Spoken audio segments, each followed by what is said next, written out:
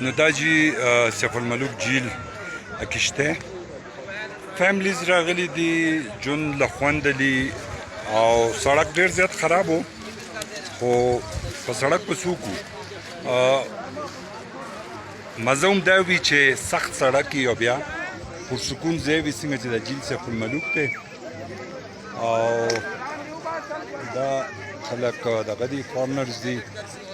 او خو پاکستانیان دي پته نه لګي دا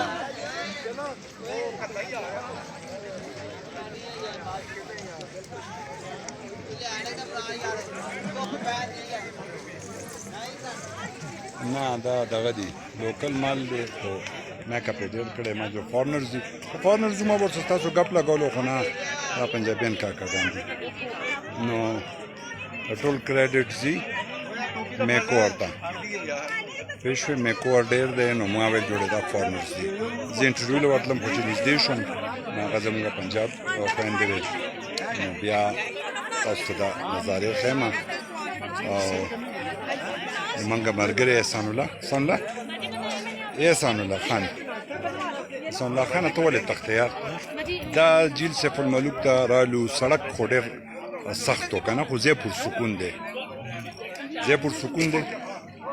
ډېر زبردست ځای دی او بس سالانه خلک ډېر زیات راځي خو سیزن آوټ دی په دې وجه خلک زیات دا دي چې پنجاب خلک ډېر زیات دي پښتنو اکثریت ډېر کم دی پښتانه نشته دا خبره زه په دې